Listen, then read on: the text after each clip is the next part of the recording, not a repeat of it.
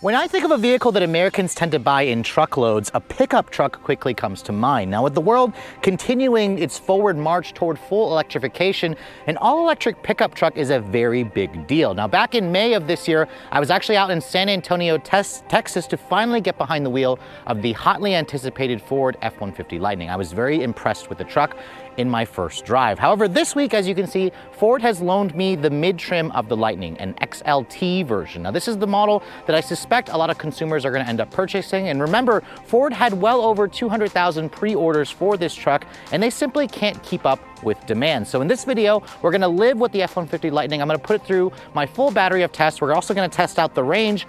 And at the end of this video, I'm going to find out, does the F-150 Lightning represent the future of American trucks? That's what we're here to find out.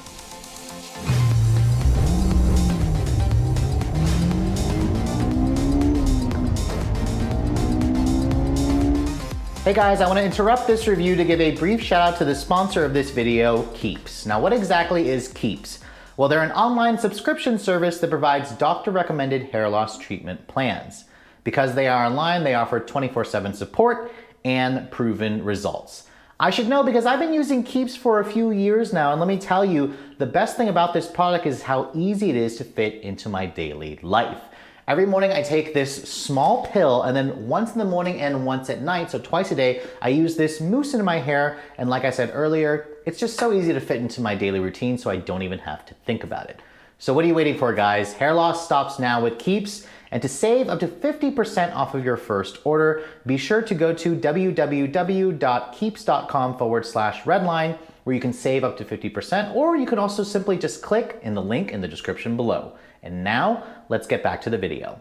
Now, when Ford first revealed the new Lightning version of the F-150, one of the coolest features that really took a lot of people's breath away was when the company did this. They pushed a button underneath the basically the front hood of the truck, and as you can see, because there is no engine, we have this massive power frunk, a game changer and the largest frunk in the industry. This can actually carry up to 400 pounds under here, and there's roughly 14 cubic feet of space.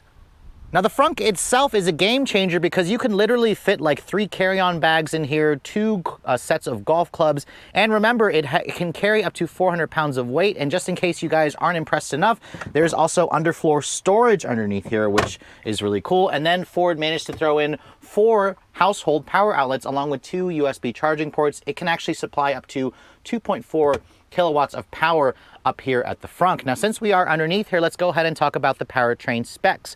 All Lightnings are going to come standard with dual motor all-wheel drive. There's a standard range battery and an extended range battery. The standard range battery will do 230 miles. This one here is the extended range. It'll do 320 miles on the XLT, and the Lariat 300 if you go for the Platinum because it has a 22-inch wheel. It all goes out through a 1-speed reduction gear transmission, and the power outputs are impressive. 580 horsepower for this dual motor version and 775 pound-feet of torque. That torque figure makes it the most powerful F-150 currently on sale, at least until Ford has the Raptor R come out. This model here, being that it's the XLT trim, will tow a maximum of 7,700 pounds. It'll carry about 1,800 pounds of payload in the bed. And because it's an XLT, it is a little bit lighter at around 6,800 pounds. Ford says this truck should get to 60 in 4.5 seconds.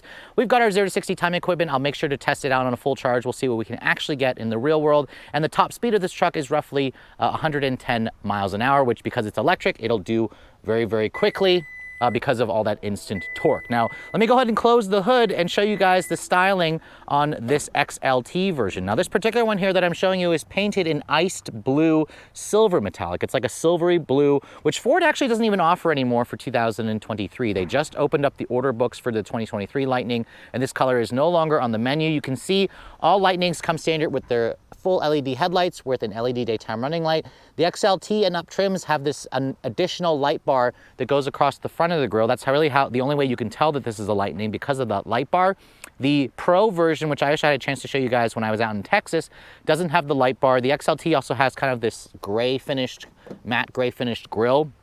If you guys go for a Lariat or a Pro or the Platinum, you'll have a unique finish on the grille. There are some functional openings over here but most of the truck's front end has been kind of closed off. You also have some kind of under front skirt to help with aerodynamics. There are also front tow hooks on the vehicle. Ford basically designed this Lightning to be the most aerodynamic version of the F-150 because it needed to in order to get the range, which is why things like the front end of it closed off, and also the running boards, if you look there, are a slightly different design versus other F-150s. Now, currently, Ford is only offering the Lightning in one cab configuration. You get the 4 full-size doors, and you get a 5.5-foot bed. Its wheelbase is shared with the regular gas F-150 at 145 inches long. Its overall length is 232.5 inches long.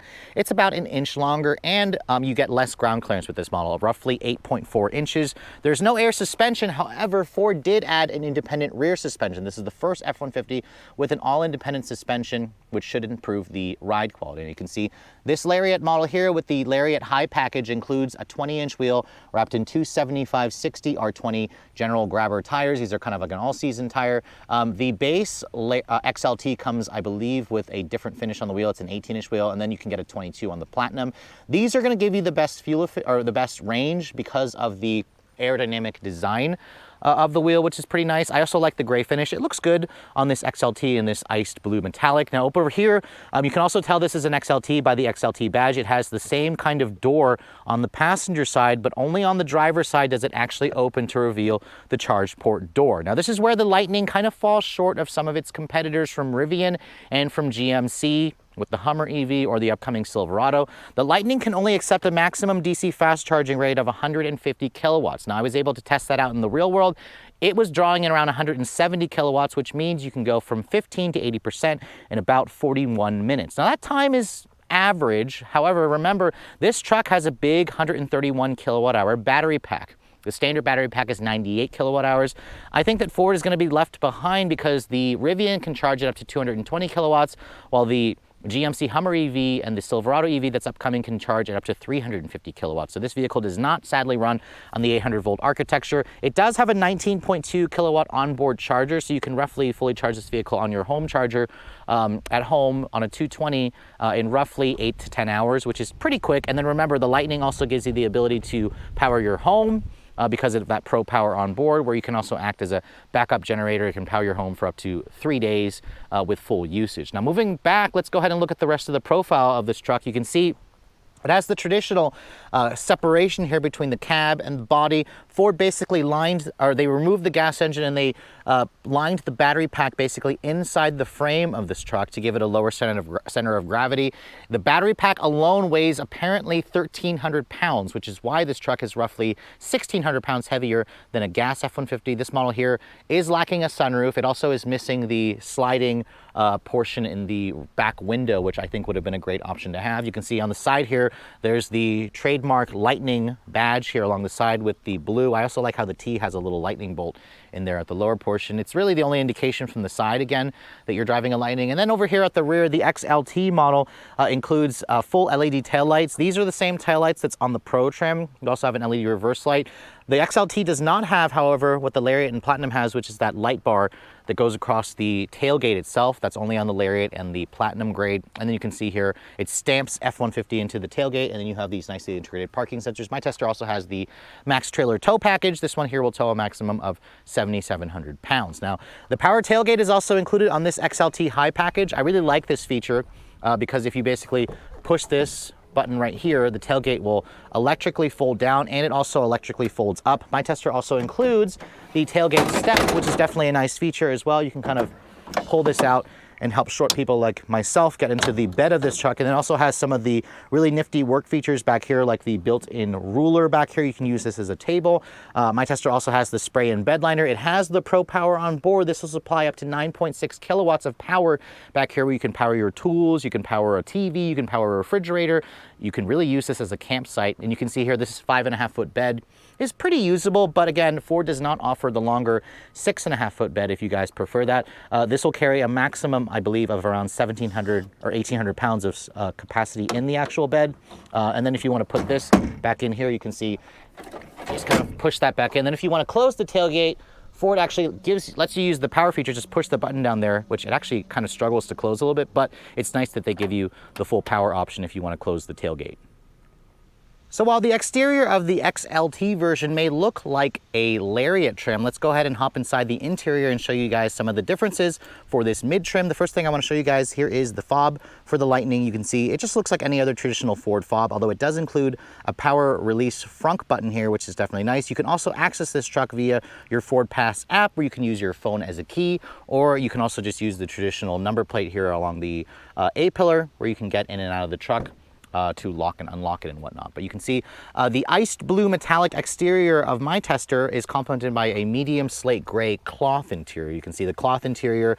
This is the only trim that gets the cloth interior. If you guys go for a Pro, you'll have the vinyl seats. The Lariat and Ups will get the leather seats. The Platinum will get like the upgraded leather. You can see there's this interesting kind of leatherette material on the door panel here with this really interesting textured plastic look here, where it almost tries to look like a mixture of wood and like stained concrete. It's a really interesting look. You can see it's a padded area here on this armrest. The door pocket looks pretty traditional to the gas F-150. It even has that cut down here, obviously, and lots of storage cubbies.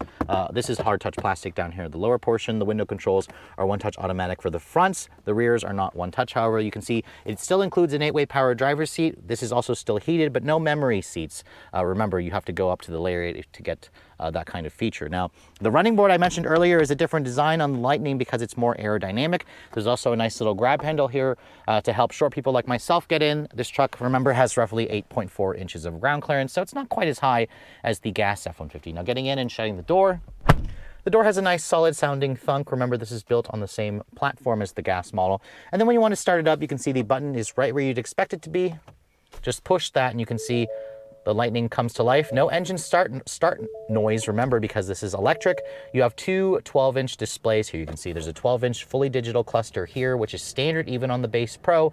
And then the XLT comes with the 12-inch Sync 4 head unit here, where it includes wireless CarPlay and Android Auto. You cannot get the bigger 15.5-inch screen here. You have to go up to the Lariat to get the bigger screen, where it's basically pulled out of the Ford Mustang Mach-E. But this screen should be suffice for most people. It's fairly easy to use. It's fairly intuitive, and it is relatively quick and snappy. Now, looking at the dashboard materials, you can see this is the same material on the door panel, which is also carried over to this side. This right here is just a hard touch plastic. There's some kind of cheap feeling silver painted plastic throughout here. And I'm also noticing a couple of fitment issues here. You can see the gap here is a lot narrower. As you go over to the side, it's a little bit bigger, so don't really love seeing that. This area here tries to look like a brushed aluminum trim, but it's clearly plastic. Push that open, you can see there's a nice storage cubby there, and then you can see more of that plastic is kind of splashed throughout. The steering wheel is the same wheel that's on the regular F-150. I like how it's a leather-wrapped wheel. The wheel itself has a manual tilt and telescoping, where it offers a good amount of adjustability to get comfortable. The horn sounds pretty good. It sounds just like the gas F-150. It's very appropriate given the size of this truck. You have your controls here to change the way that screen looks, where you can kind of go to your My Configure menu. You can kind of put a comm screen there. You can put your trip information. You can also push the menu screen here, where you can go to your towing information and truck info. You can go to phone audio settings. So this system here works really well. I think it looks fairly modern and nice. I also like how it still has a traditional gauge display. No heads-up display on this model here. In fact, I don't believe the F-150 even offers a heads-up display, which is kind of the norm in the industry. And then you can see here the pedals are actually power adjustable. If you want to adjust the pedals forward and back, you can use that button over here, and then you can see you can open up the trunk and the frunk from here, and then turn on these puddle lights along the side mirrors, and your headlight controls are over here. Your electronic parking brake is over there. Now over here you can see, push that button, it gives you your full 360 camera, which it will also come on whenever you put the truck into reverse. It's got a good, decent resolution quality. This is optional, part of the XLT High package. It also has parking sensors, and there's your traction control off switch. The drive mode selector is in the screen. I do wish that Ford would just give us a separate button, but you have to push that. You can see there are 4 different drive modes: normal, sport, off-road, and tow haul. There's no propulsion sound like in the Mach-E. There's also the one pedal drive, and then there's also an E-locking diff for this truck, which will basically lock the or mimic a rear locking diff when you guys are off-roading. If you have the truck stuck, you need to send power 50-50 exactly to the rear axle, to the front axle. So that's a really cool feature. The CarPlay screen does look a little bit small. You can't expand this to take up the entire screen, but again, if you guys want the bigger screen, you can go option in for the 15.5-inch screen, which Ford offers on the Lariat and Up trims. You can see there's your built-in GPS, which this vehicle does have automatic rerouting or automatic trip planning when you guys are on a long trip. It'll place the chargers in the actual trip on the way, so you don't even have to think about it. That's something that Ford has been doing since the Mach-E. Over here you can see no wireless phone charging pad on the XLT. Instead you have two USB charging ports, a C and an A. A big storage cubby here. My tester also has the shifter, where the shifter basically allows you to fold that down if you'd like. And then if you want, you can open up this and it creates a nice little flat table here, which is taken out of the gas F-150. This is great for contractors or people who need to put a laptop there. Big cup holders here, a nice little storage cubby there. Push that again, you can see the shifter opens up. I don't particularly love the way the shifter feels because of this design. It doesn't quite have the satisfying feel that I would like it to because of this kind of fold away shifter design, but that's kind of a nitpick there. You have cup holders over here, then you open this up, you can see massive center console storage area. You can easily fit a big purse or a laptop computer in there, or all of my camera equipment, which is nice. No sunroof on this model here. I don't believe that Ford offers the sunroof on the XLT, but you can get a twin panel sunroof. But you can see here, lots of headroom, and you have LED map lighting in the cabin, which is nice. And then you also have some LED accent lighting in here. The glove box, you can see, is a bin style. It's not super large, but at least Ford gives you two glove boxes, which is nice. The seats are also comfortable and supportive. They are heated along with a heated steering wheel, but if you want cooled seats, you have to step it up to the Lariat trim. So overall, this pretty much feels like I'm sitting in a gas F-150, aside from the fact that there's no engine noise. Good features in this truck. The cloth seats are nice, but I think for the price, Ford should offer leather on this trim. But again, you could just step it up to the Lariat trim to get the leather. But overall, it's plenty spacious, and it has all the tech features that you'd expect from a modern truck. Looking at the back seat, because Ford only offers this as a crew cab, you're gonna have a ton of space back here, which is exactly why people love these big full-size trucks. You can see the materials back here are pretty much the same as the front seats, right down to that weird trim that kind of looks like stained concrete. The seats, you can see the same cloth seats that are on the front seats, and then the window here doesn't roll down and doesn't have the sliding open feature. That is an option that my tester doesn't have. This seat does flip up. You can see there isn't even like a partition here. There's a little bit of storage. I like to see that the battery doesn't intrude there, because remember, it lines the floor or the frame of this truck, which definitely is nice. You can see the running board along with this grab handle. Makes getting back here easier for shorter people like myself. And then once I get back here and shut the door, there's just so much space back here. 44 inches of legroom almost back here, which is basically the same as the front seats. There's also a completely flat floor here, and because the truck is so damn wide, you can easily fit three large Americans across the center seat here, across the back seat. So three people can sit comfortably. You can see here cup holders, and there's a 12-volt power outlet. You also have USB-C charging ports and A charging ports, an actual power outlet over here. And then you have rear seat air vents, which is nice, along with two storage pockets. There is no armrest here, surprisingly, that folds down. And the cloth feels decent quality. But I wouldn't say the back seat is super comfortable. The padding could be a little bit nicer. That's something I noticed in the leather models. But overall, again, if you actually plan to use this as a family vehicle, just like the gas version, there's just a ton of room back here for 3 adults or 2 adults to get very comfortable.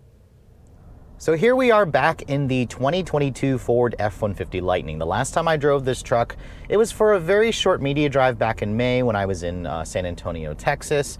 Now that Ford has sent me the truck for a full week, I can finally put it through my full battery of tests. I can live with the truck, and let me tell you, this truck is just as nice as I remembered. The thing that's gonna sell people the most the instant they drive this thing is just how smooth, quiet, and how instant the power is. And it's kind of the most addicting factor about the F-150. I'll also talk about the ride quality later on, because this is the first ever F-150 to get a fully independent suspension setup. But we've got the dual motor version with the bigger battery pack. It's got all-wheel drive. It's got a full charge right now. So let's go ahead and see what we can get 0 to 60 wise. Launching the truck is really easy. Just put it into sport and just floor it. Oh, 3.86 seconds? Holy crap, that was my first time actually launching it with the 0 to 60 timing equipment. That is 0.3 seconds faster than when I first tested this truck out in Texas. Now, granted, I was in the Lariat model. The XLT that I'm in is even lighter because it doesn't have quite as much the equipment as the Lariat. But 3.86 seconds, that is only 0.15 seconds slower than the Mustang Mach-E GT Performance that my partner and I have, that my fiance and I have. And that is kind of a little bit upsetting, because this is a big, heavy pickup truck, and it's almost as fast as a Mach-E GT Performance, especially if you guys go for the 20-inch wheels and you go for the XLT trim. But let's go ahead and try it again real quick. It's in sport. We'll just floor it from a stop. Not as much wheel spin there, but oh my God, this thing is fast. 3.98 seconds. Now that is slightly uphill. Back there at the first run, that's on a level ground. That is crazy, crazy fast. I was not expecting 3.86 seconds in a pickup truck that weighs nearly 7,000 pounds. What has the world gone to? This is absolutely insane performance. This is the quickest production F-150 that Ford has ever produced. It's faster than the old Lightning. It's faster than the current Raptor, although there is the Raptor R coming out with the supercharged V8. I'll be curious to see what we can get, but 3.86 is the number to beat for the Raptor R. Which again, stupid performance, but you don't buy a Lightning because you're gonna go drag racing, but you could take this to the drag strip and you could smoke a lot of high-end sports cars in this thing in a pickup truck that can haul, up to 10,000 pounds or tow up to 10,000 pounds. It can tow up to 2,000, or it can haul in the payload up to 2,000 pounds, which is just stupid crazy. But in terms of the everyday driving for the Lightning, it has a really good ride quality because of the independent rear suspension, because of that heavy 131 kilowatt-hour battery pack. This truck has a perfect 50-50 weight distribution, and the weight is all down low and the center of gravity is low. So handling wise, the truck actually has pretty decent steering. The suspension soaks up bumps quite nicely. It just has a heavy planted feel. Obviously, you're gonna feel the weight of this thing. You're also gonna feel the width. You're gonna feel how long this truck is. If you guys are used to driving a truck, that's not gonna matter to you. It feels like a regular F-150 until you put your foot down and you realize how much smoother the ride quality is. It still kind of reminds you that you're driving a truck. because remember, this is still a body-on-frame platform. This truck is not a dedicated EV platform. Instead, Ford yanked out the battery, or yanked out the engines, they've yanked out the fuel tanks, and they replaced it with, electric motors, which gives you the ability to kind of just do this, and the thing literally will lift the front end, and it will actually have a little bit of torque steer if it can't get enough traction at the front, but that's just absolutely bonkers. And then as you just sit here and cruise, you just have quiet. It's so quiet in here. In fact, this is definitely quieter than the Mach-E. I appreciate that Ford didn't bother to do any kind of propulsion sound with this truck. It's a truck. I don't need that kind of nonsense. The drive modes you can see here are normal, sport, off-road, and tow haul. I had it in sport, but let's go ahead and just go back into normal mode, because I imagine this is how most owners are probably going to drive their F-150 Lightning, is just have it in normal mode, just take it around town on road trips and whatnot. The one-pedal drive in this truck also has been tuned really well. I love the one-pedal drive. It feels a little bit smoother and easier to use and live with versus the one in the Mach-E. It just kind of does a really great job of every time I lift off the throttle, it slows the truck down. Every time I put my foot down, the front tires will spin and you can silently get away under 4 seconds. I'm just simply blown away with that figure. Now, in terms of visibility, I feel like I'm driving a regular F-150. The view out of the front is good, out of the sides is good. It's just a big vehicle. You have to get used to that. My Tester, sadly, is missing Blue Cruise. You have to get that on the higher trims, which Blue Cruise, by the way, doesn't work all that well compared to GM's Super Cruise. I like that Ford is offering a hands-free driving assist on the highway, but it just doesn't have the same kind of accuracy as what GM is doing with their Super Cruise. So Ford still needs a little bit of work in that department. These cloth seats in this XLT model, I actually think they're pretty comfortable. I don't mind the feeling of the cloth. But for a truck that's $74,000, it's even more expensive for 2023. I would have expected leather. I mean, I like how there's leather on the wheel, there's leather on the shifter. The materials in here aren't really anything fancy. It pretty much feels like I'm in a regular F-150 hybrid or an F-150 just EcoBoost engine truck, which is kind of the whole point. Ford wanted the Lightning to feel like a regular truck, so they wanted it to appeal to just normal everyday people so they can make the switch to electrification. Now, I do want to talk about the ride or the range of this truck, because I just ran over a stick over there. The range, or it was more like a tree branch. The range of this truck, on a full charge, it was showing about 330 miles. In my week's worth of testing, I was able to put some miles on this thing and test out the range. I was getting around consistently 300 to 315 miles on an actual full charge. Remember, I'm driving the truck that's a little bit lighter. It's got the smaller 20-inch wheels. The Platinum is the one that'll do less because it has the 22-inch wheels. This is the longest range battery pack that you can get on a Lightning. Now, I didn't get a chance to tow because I'm not really much of a tower, but if you guys want to see a great towing video, my colleagues over at car. TFL have done that. They own a Lightning, and I will tell you that a lot of the publications are saying that the range of this truck gets cut in half when you actually tow. If you tow anything between like 3,000 to 5,000 pounds, it's going to get cut in half. Mostly it gets cut in half because of aerodynamics. That's what really affects the range of electric vehicles like this, because when you have a big trailer at the back, something like a big box, it's going to slow the truck down in terms of aerodynamics. So obviously electric trucks can tow, but in terms of realistically towing in the real world, that's something that the manufacturers need to work on. But still, if you don't plan to tow that often, most people I feel like don't tow 24/7. They probably tow, I think, like 10% of the time.